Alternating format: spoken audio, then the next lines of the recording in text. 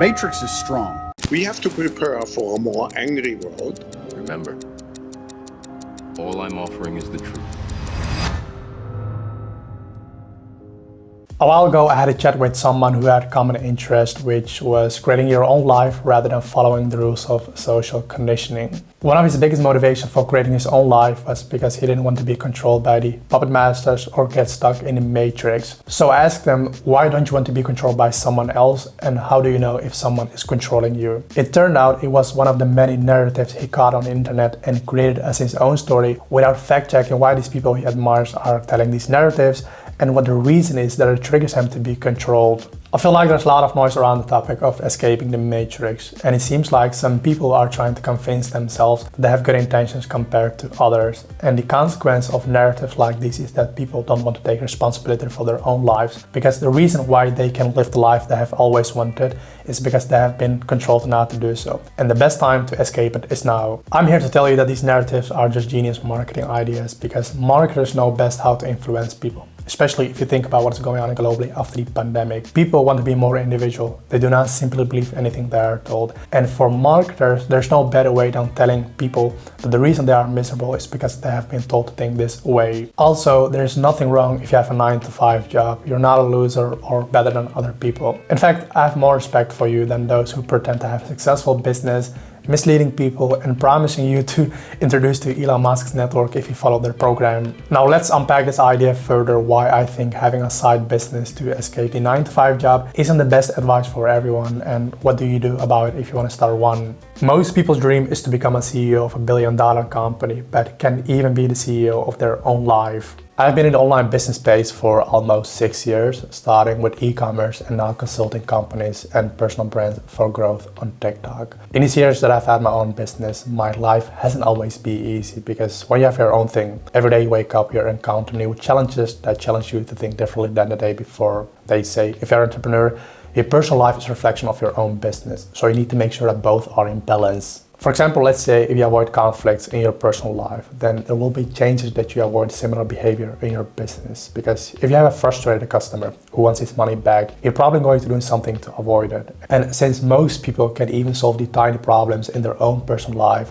it's better for them not to start a business. That's, in my opinion, the harsh truth everyone has to hear who considers starting one. Because the thing I've been realizing throughout these years is, as an entrepreneur, you should focus more on your weaknesses than strengths. For example, one of my biggest weaknesses was, and still sometimes is, to look at things from a helicopter view for a better understanding of where we are now and where we are heading. This, plus being analytical to understand metrics, cost me so much money and time in my first years in the e-com business. I remember thinking I was making profits for a few months, but it was exactly the opposite. So after finding out that I don't have a strategic overview and understanding the analytic points of the business, I started from scratch again by taking a 9-to-5 job and grinding hard in my spare time to have my own business again. But this time I'm going to hire someone who is smarter than me when it comes to being strategic and analytical. And guess what? After a few months, I was back on track again, but not for a long time, because this time we encountered another big issue, which was the back end of the business. So did I enjoy this period of my career? At that moment, hell no. It was filled with moments of fight, flight, and freeze. But after some time reflecting on it, even now while I'm telling you, yes, I enjoyed it because it makes me a better person to level up to the next stage. And now, if I want to start a new business, I focus more on my weaknesses than strengths. And this is, in my opinion, what everyone who wants to start a business should embrace more, because you need to be okay with failing, especially in the first few years. When it comes to being an entrepreneur, I like to think of having a blindfold while walking in a tunnel. You feel that there is light at the end of the tunnel, but you also have to accept the fact that you can see anything that comes in your direction and be okay with it.